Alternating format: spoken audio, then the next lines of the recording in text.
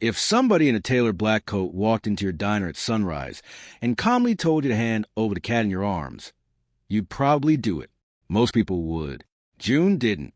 She stood there behind the counter with a giant silver Maine Coon stretched across both forearms like he paid rent, and she looked at the men in front of her like they were the ones causing a scene. The cat blinked once, slow and bored, then tucked his head beneath her elbow as if he had already made his decision. That should have ended it. It didn't, because the men hadn't come for just any cat. And the man who stepped through the door a second later, he wasn't used to being told no. Not by strangers. Not by women like June.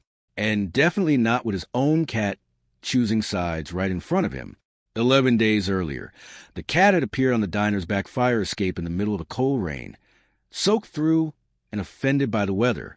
June had opened the window because she heard this heavy thump outside, expecting maybe a branch or a raccoon, and instead found a pair of gold eyes glaring at her through the glass. Not panicked, not desperate, just annoyed, like she was late to something.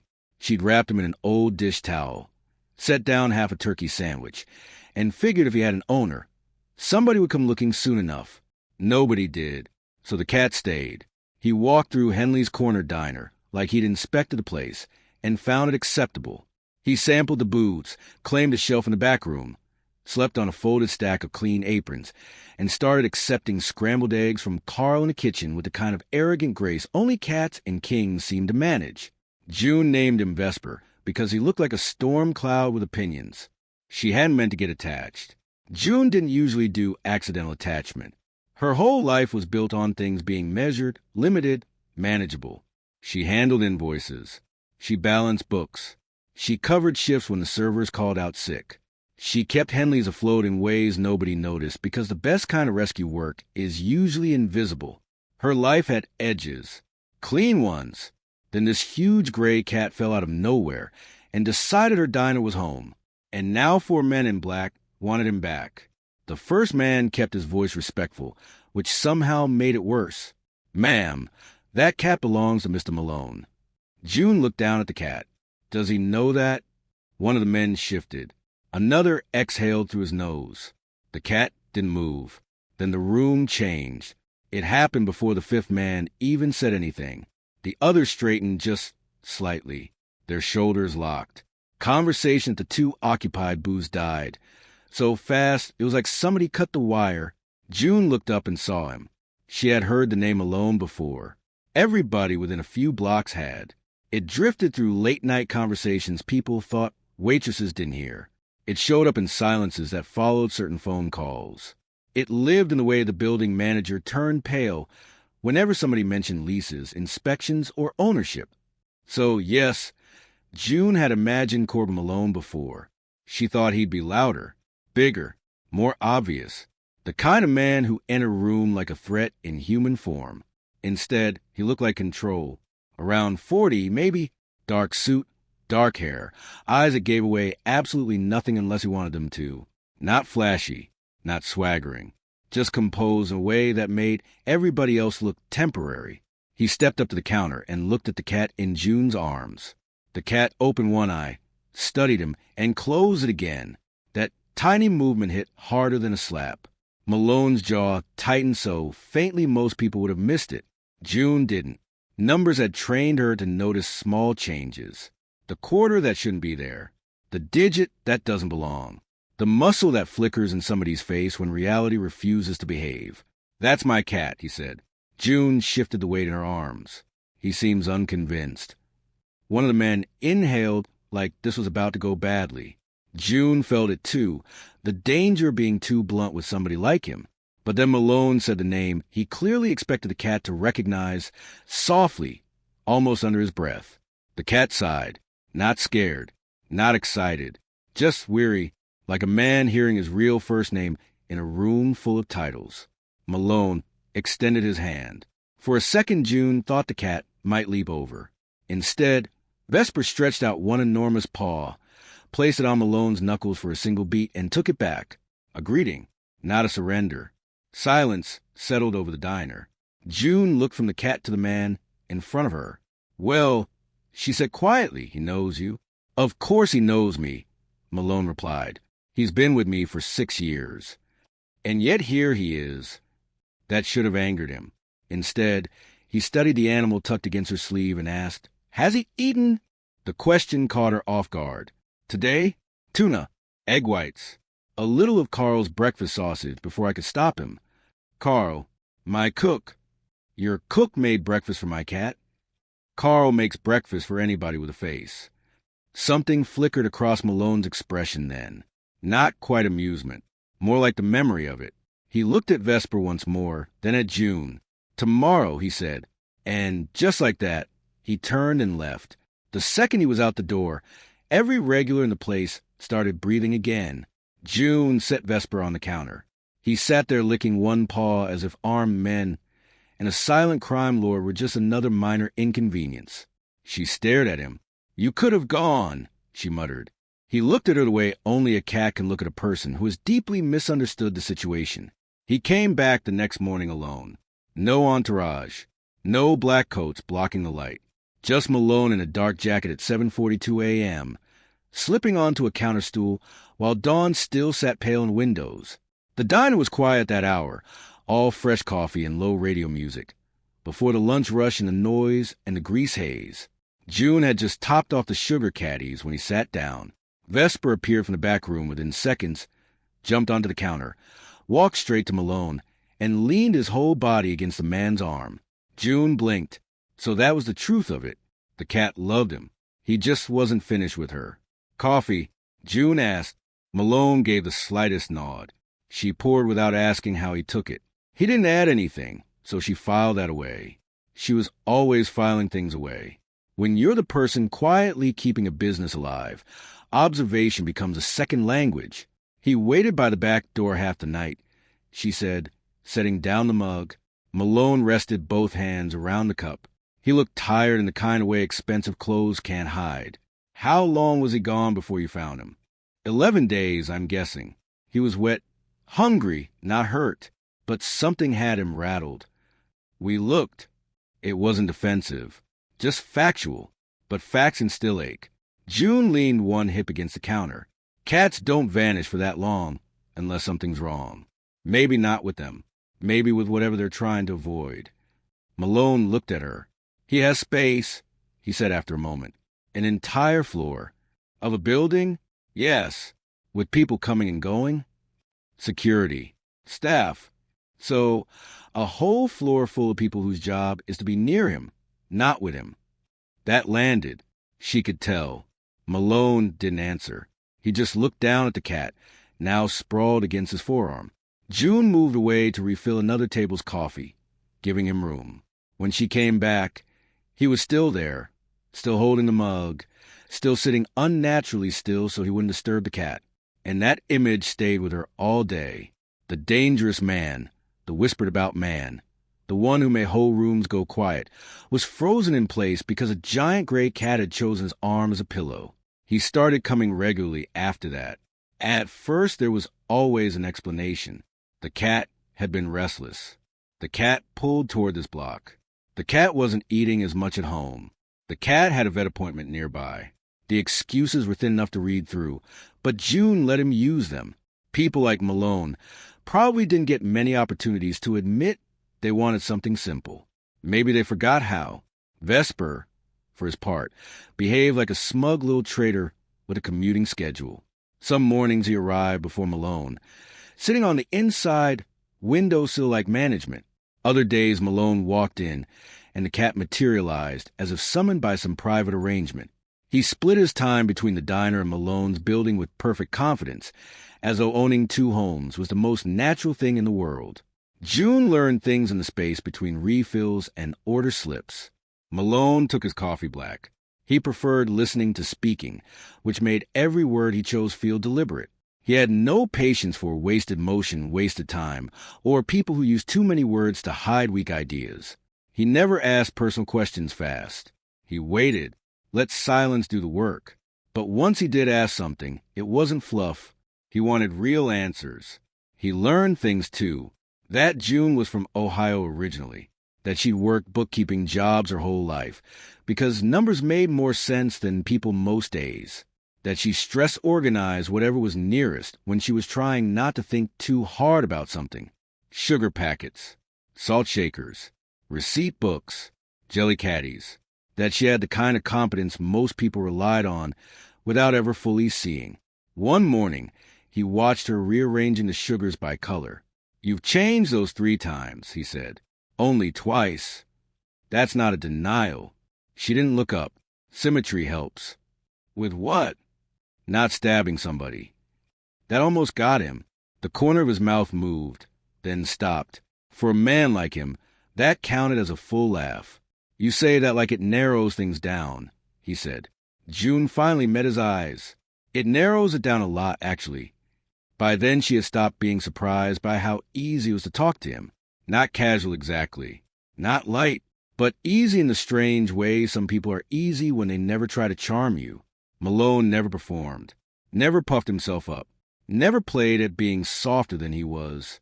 If anything, what unsettled her was the opposite. He said less and somehow meant more. She also stopped being surprised by how safe she felt around him. Not because he was safe in the ordinary sense. He clearly wasn't. You didn't have to know details to know that. Violence clung to certain men, even when they wore custom suits and held porcelain coffee cups. But Malone had rules. You could feel them the way you feel the frame of a house, even when the walls are painted over. He didn't bluff. He didn't reach for cruelty just because it was available. And most of all, he never made June feel like she was in danger from him. That was new. Stranger than danger, honestly. One afternoon, while Vesper was somehow folded into June's apron pocket, despite being roughly the size of a cinder block, Malone asked, "What's your actual job here?" June raised an eyebrow. "You've been coming here for weeks and just now decided to ask?" "I've been observing." "That sounds worse." He ignored that. "You're not just serving tables. I help keep the place running." "You do the books." She went still for half a second. It was enough. "There it is," he said quietly. June set down the order pad. "You say that like it's classified. You're too precise with receipts for this to be guesswork. You catch discrepancies before other people even know where to look." She crossed her arms. "That a compliment?" "It's an assessment. Those are not always the same thing." "With you, they are." That one stayed with her longer than she liked. Because June Alcott had built an entire life around being useful without becoming visible. She was the kind of woman people called reliable when they meant forgettable, dependable when they meant safe to overlook. She'd made peace with that years ago. It gave her room. It gave her control. Malone saw her anyway. Not in the flattering, annoying way men sometimes claim to see women right before asking them to make themselves smaller. He saw the structure of her. The mind, the discipline, the way she held everything upright while pretending none of it was heavy. That was harder to defend against. Then Derek Cannon walked into the diner and ruined his own day. June knew Derek by type before she ever learned his name. Developer, smiling shark, the sort of man who talked about neighborhoods like they were sick dogs he planned to put down and replace with condos. He had been circling the block for months, dropping in just enough to make people nervous, always acting like every small business in the area was living on borrowed time. He slid onto a stool one Thursday around lunch with a bright, oily smile and glanced at June like she was decorative. "Still holding place together?" he asked. "Trying," she said. His eyes landed on Vesper, who was stretched across the counter, as if health codes were for lesser mammals. "This your new gimmick?" "Cat cafe without the paperwork. Just the one cat." Cannon chuckled and looked toward Malone, without recognizing him. "Fatal mistake." "I've been hearing things," he said, turning back to June. "This corner may not stay a diner forever. Word is ownership wants to repurpose some of these ground floor units. Better revenue. Higher-end concept. Thought I'd give you a heads up. No point surprising the girl at the register." The diner went quiet so fast it almost rang. June felt the coffee pot in her hand, felt her pulse, felt every pair of ears in the room, waiting to see how badly this would go. She set the pot down carefully. "I'm not the girl at the register," she said. Calm, flat, I'm the person who kept this business solvent through shortages, shutdowns, and the kind of rent math that would have buried a weaker place. I manage the books, the vendors, and most of the damage caused by people who mistake a small business for a soft target. Cannon blinked, caught off guard. Right, sure, I didn't mean. Who authorized those conversations? Malone asked. He didn't raise his voice. He didn't even look up at first. But the temperature in the room changed anyway. Cannon turned. Excuse me, you said ownership is considering changes. Malone lifted his coffee and took a sip. Who told you that? There's been discussion with management. No, Malone said. There hasn't. That smile of Cannon's cracked. Malone finally looked at him then. Not angry. That would have been easier. Just direct in a way that made lies impossible to hold. I own the building, he said. If somebody had authorization to discuss repurposing this corner, I would know. You could practically hear Cannon revising his entire understanding of the universe in real time. June kept her face straight by force. Barely. Cannon tried to recover, muttered something about misunderstanding, and left before his coffee cooled. Only after the door shut did June breathe normally again. You didn't have to do that, she said. Malone set the cup down. He was wrong. About the building? About you? June looked at him. And, she asked. His gaze flicked to her, then away. I dislike unfinished corrections. That was the moment something shifted. Not because he defended her. Men had defended women before for the wrong reasons. To own them, to impress them, to hear gratitude in a softer voice afterward. This wasn't that. Malone hadn't interrupted because she was helpless. He'd waited until she spoke for herself. Then he backed the truth with the weight only he could bring. He didn't take the moment from her. He held the line after she drew it. That difference mattered. It mattered enough that June thought about it while stacking chairs at night. Thought about it while counting the till. Thought about it while Vesper watched her from the shelf with that infuriating expression cats get when they know they've rearranged your life. You started this, she told him. He blinked slowly, unbothered. The problem wasn't that she liked Malone. By then, that part was obvious. The problem was what liking a man like him might cost. June had spent years building a life that was small on purpose. Not because she lacked ambition, but because she valued ownership more than spectacle. Her routine belonged to her. Her mornings belonged to her. Her decisions did too. She didn't answer to anybody she couldn't fire in her own head. She had worked too hard for that piece to hand it over, just because a dangerous man looked at her like she was the first real thing he'd seen in years. So 2 weeks later, she ended it, or tried to. He came in at 7:42, same as always. Same stool, same coffee, same cat winding around his wrist before leaping onto the counter. June poured the mug, set it in front of him, and kept her hand on the pot just a beat too long. Vesper's settled, she said. Malone looked up. He has a rhythm now. Mornings here, evenings with you. He's fine. He waited. He was good at waiting. She met his eyes. There's no practical reason for you to keep coming. That hit, not outwardly, not dramatically, but she saw the meaning land. He understood instantly what she was actually saying. No excuses. No more pretending this was about the cat. No more using routine to hide intention. For a moment she thought he might push, ask for clarification, make her say it cruelly. He didn't. He just sat there very still, then nodded once. All right, he said. He finished his coffee, scratched Vesper between the ears with that private gentleness he never advertised, and left. He didn't come back the next day, or the next, or the one after that. Vesper kept showing up right on schedule. June fed him, brushed fur off the pie counter, and refused to stare at the empty stool too often. Carl noticed anyway, because Carl noticed everything from the kitchen doorway and had the decency not to comment. What June got, in the end, was exactly what she'd asked for. Her life back, her mornings back, her silence back. So why did everything feel half an inch off? It was the strangest kind of absence, because technically nothing had been taken. The diner still opened at the same time. The register still balanced. The pie case still fogged at the corners. Vesper still took up entirely too much room and bullied bacon out of Carl. But the total came out wrong. That's how June thought of it. Like a ledger with one missing number. You can keep staring at the page, and everything looks normal, and still the sum won't settle. Across the city, Malone had his own version of the same problem. The cat was fine. Perfectly fine. Ate on schedule. Slept on schedule.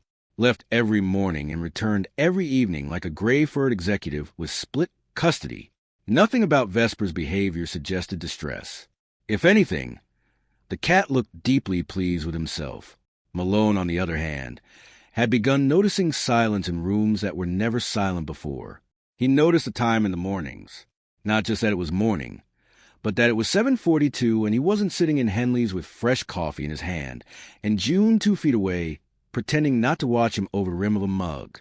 He noticed how often he looked toward the door in his own apartment when the cat left. How often he pictured her hands reorganizing sugar packets when she was irritated. How often he replayed the exact tone of her voice when she told him there was no practical reason to return. She had removed every excuse. And for the first time in a very long time, Corbin Malone found himself with the one he couldn't disguise as a problem to solve. 3 weeks passed. Then one morning at 7:41, the bell over the diner door rang. June looked up before she could stop herself. Malone stood there alone. No cat, no men, no phone in his hand, no paperwork, no made-up building issue, no obvious reason at all. Just a man himself, standing in the doorway like this cost him something. June's heart gave one hard, stupid thud. She picked up the coffee pot on instinct. Where's Vesper? At home. Is everything okay? Yes. He walked to the counter and sat down, not with his usual certainty this time. There was a pause in him, a hesitation, so small most people wouldn't have noticed it. June did, because men like Malone weren't supposed to hesitate. She poured the coffee. He wrapped both hands around the mug, but didn't drink. For a few seconds, he just looked at the steam rising between them. Then he said, I spent 3 weeks trying to find a legitimate reason to come back. June said nothing. I considered the cat, the building, lease issues, repairs, security. Every version I came up with was dishonest. Something in her chest tightened. I'm good at difficult things, he went on. I'm less good at false ones. That line hit harder than anything dramatic could have, because there it was. No performance, no polished speech, no manipulation, just truth laid down in the open where it could be refused. June leaned her palms against the counter. So why are you here?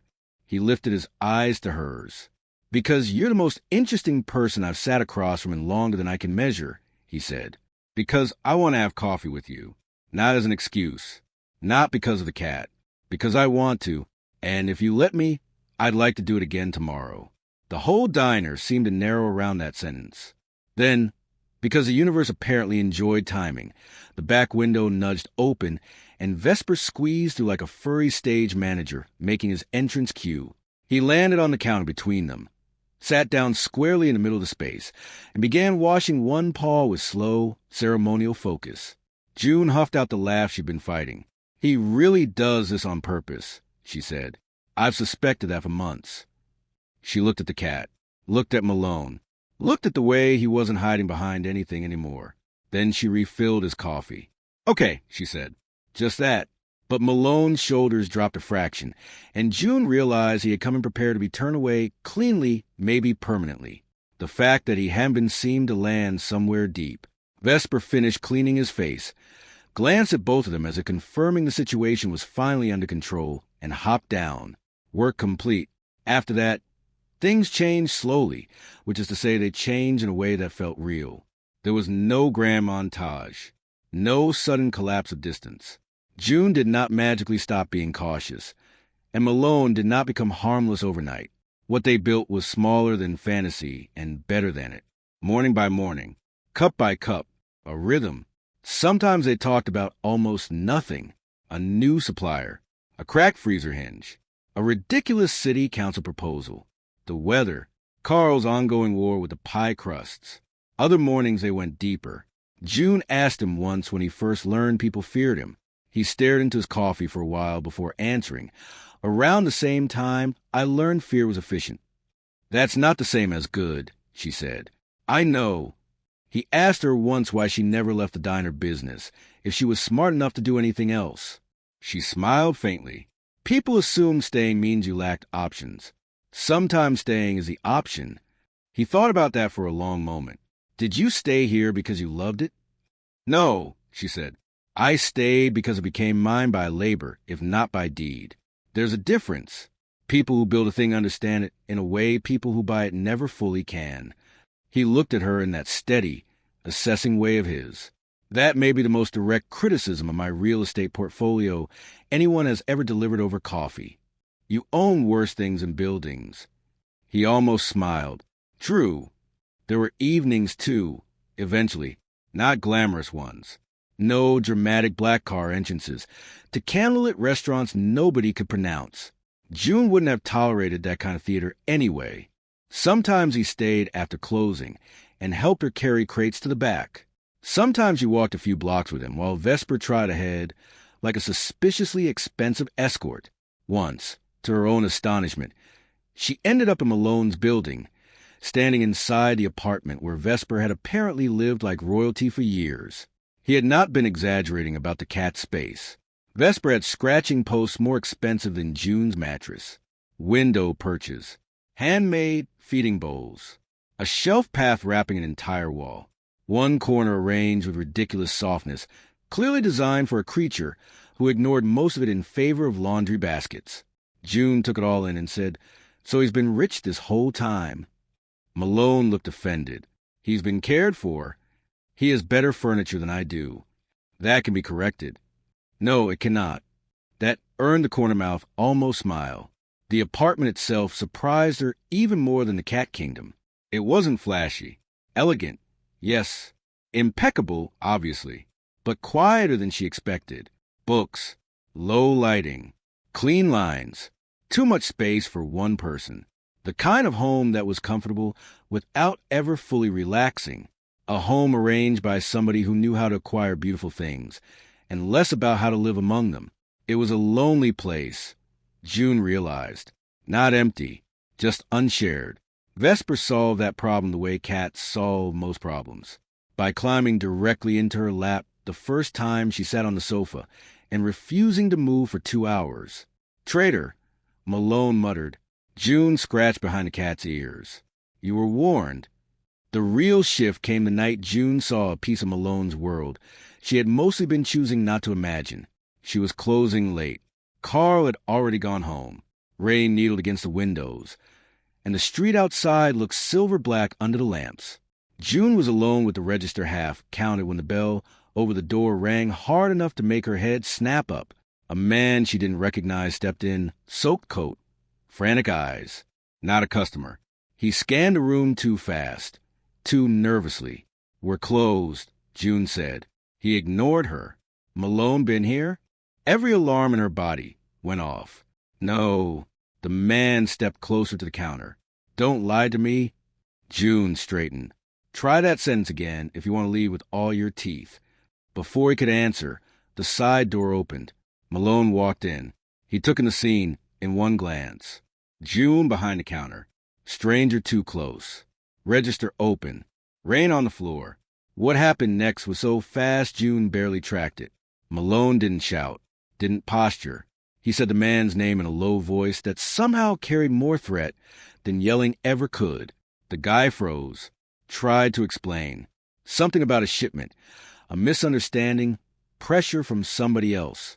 Malone listened for exactly 4 seconds, then told him to leave. The man did. Immediately, the door shut.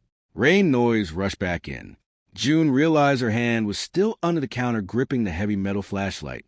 She kept there. Malone noticed too. His eyes dropped to it, then back to her face. "You were going to swing that at him," he said. If he came any closer, absolutely. Something almost warm touched his expression. He would have regretted it. "I know." That silence between them felt different from the others. Less theoretical, less buffered by coffee and cat hair and morning light. She had just seen, clearly, a sliver of what his life caused to stand inside. June set the flashlight down. This is the part one keep trying not to forget. He understood instantly. You should remember it, he said. She searched his face. Do you ever want out? He looked tired all at once. Not weak, just tired in a place beneath the bone. Out isn't always a door, he said. That line stayed with her for days. Because underneath everything else, that was the truth of him. Not just power, not just danger. Entrapment. A man so practiced at command, he barely remembered what freedom was supposed to feel like, and that, somehow, hurt more. June didn't try to rescue him. She knew better. Men like Malone didn't need saving in the storybook sense. And women like June didn't exist to throw themselves into fires just because the flames looked lonely. What she did do was stay honest. If he crossed a line, she said so. If he lapsed into command instead of conversation, she called him on it. If he tried to smooth over the uglier realities of his life with understatement, she let the understatement sit there until it embarrassed him on its own. He respected that, more than respected it, needed it. Once, after a long day, he came in later than usual and sat down with a face like whether it had been inside his bones. June poured the coffee, took one look at him, and said, "You don't have to talk." He nodded. She did paperwork at the counter, while he sat in silence beside her. Vesper slept across both their elbows like a treaty. 20 minutes passed, maybe 30. Finally, Malone said, very quietly, "I don't know what to do with places where I'm not required to be someone specific." June kept writing for a second longer, then capped her pen. "You don't have to do anything with it," she said. "You can just be in it." He looked at her like that answer had never occurred to him. The first time he touched her hand, it happened almost by accident. She was reaching for the sugar dispenser at the same moment he reached for his mug. Their fingers met. Just a brush. But neither of them pulled away immediately. June felt that pause all the way to her ribs. Malone looked at her hand, then at her face, waiting. She turned her palm slightly. That was all the permission he needed. He didn't grab, didn't claim. He just let his hand rest over hers for one quiet beat, as if he understood the difference between being invited in and taking up space. June would remember that longer than she remembered any kiss. Not that the kiss took long to arrive. It was after closing, late autumn, the diner washing gold from the hanging lamps. Carl had left a pie on the back counter with a note that said, "Don't let the cat win." Vesper was, at that exact moment, trying to win. June was laughing, actually laughing, as she scooped the cat away from the pie tin. Malone was standing close enough to catch him. And when he did, Vesper let out the kind of offended noise usually reserved for monarchy being challenged. June turned with grin still on her face. Malone looked at her like he had been ambushed by joy. And maybe he had. The room went still around them. No audience. No pressure. No dramatic speech. Just that look. And the fact that she didn't want him to stop looking. So she stepped closer. He put the cat down first, which made her laugh again, and then his hand came up to the side of her face, so carefully it almost broke her heart. That was the thing about him. For all the force in his life, his tenderness always arrived like something borrowed and precious, something he fully expected the world to snatch back if he mishandled it. He kissed her like a man who had thought about doing it for months and still hadn't let himself imagine the exact feeling. Slow, certain, no performance, no rush. When they parted, Vesper made a disgusted sound from the floor and walked away. June smiled against Malone's mouth. He hates being upstaged. He should have planned better. Months later, people in the neighborhood had adjusted in the loose, gossipy way neighborhoods do. Nobody said much directly, but they noticed things. That Malone's car was sometimes parked around the corner at dawn. That June occasionally left carrying takeout containers she definitely had not packed for herself. That Vesper now moved between both places with the smug confidence of a matchmaker who had closed a deal and expected gratitude forever. The diner stayed hers. That mattered. Malone never tried to absorb it, improve it, renovate it, or rescue it with money. Once, very early on, he suggested replacing the ancient freezer in the back because it sounded like it was preparing for death. June looked at him over the top of a ledger and said, "If you buy me a freezer before you're invited to, I'll throw you out personally." He believed her. A week later, the freezer repairman mysteriously offered an excellent discount through entirely unrelated channels. June let that one go. Their life, if you could call it that, settled into something quietly miraculous. Not easy, not simple, but real. Malone learned that care could be given without control attached to it. June learned that letting somebody matter didn't automatically erase your own outline. And Vesper, of course, learned absolutely nothing except that emotional manipulation works spectacularly when delivered with enough fur. There were mornings when Malone arrived before sunrise and found June already there with invoices spread around her like battle plans. He'd sit, drink coffee, and read while she worked. Sometimes they didn't speak for 20 minutes, and somehow those were the most intimate mornings of all. There were nights when June stood in Malone's kitchen eating stolen olives out of a glass bowl while he argued on the phone in the next room with people who sounded terrified of disappointing him. He would come back carrying all that steel on his shoulders, see her barefoot in his kitchen with the cat weaving between her ankles, and visibly come back into himself. There were arguments, too. Of course there were. Real people argue. June hated being handled. Malone hated disorder. June believed avoidance could be practical. Malone believed problems should be faced head-on, whether they liked it or not. More than once they had to sit through tense silence before one of them found the honest version underneath the irritation. But even their arguments had a strange steadiness to them. Neither one lied to win. Neither one aimed to wound for sport. And in a world full of people who mistook damage for power, that counted for more than romance ever could. One winter morning, long after the whole thing had become undeniable, June asked a question she'd been carrying quietly for months. Why did you really let him stay that first day? Malone looked up from his cup. Vesper? She nodded. You could have taken him. He was silent for a moment. Because he didn't want to go, he said. That never stopped powerful men before. No, he agreed. It usually doesn't. June waited. He glanced toward the back room, where Vesper was no doubt asleep on inventory sheets he had no legal claim to, and because, Malone added, you were holding him like you expected the world to take things from you if you didn't hold on correctly. June went very still. He looked at her fully then. I knew that expression. That one almost undid her, because suddenly the whole story looked different. Not just a cat choosing between two homes. Not just a quiet man wandering into a diner after something softer than he intended. It was recognition. Two people who had each built themselves around survival seeing that shape in the other before either was ready to name it. June reached across the counter and touched his wrist. Well, she said softly, he had good instincts. Better than mine. Debatable. From the shell behind them came a deep, smug purr, like Vesper had heard his cue and wished to remind them both who orchestrated this entire mess. And maybe that was the real heart of it. Not the danger, not the power, not even the romance, not exactly. It was the fact that sometimes the thing that changes your life doesn't arrive like destiny. Sometimes it arrives soaked in rain on a fire escape. Sometimes it has claws and impossible standards and a habit of appearing exactly where it's needed. Sometimes it sees a room better than the people inside it do. And sometimes, if you're very lucky, it refuses to leave until two lonely human beings finally stop pretending they can't recognize home when it curls up right in front of them. So yes, the feared man came to take his cat back. And the cat, with all the arrogance of a creature who answers to no one, took one look at both of them and decided he had bigger plans. If you made it this far, then you already know this wasn't really a story about a missing pet.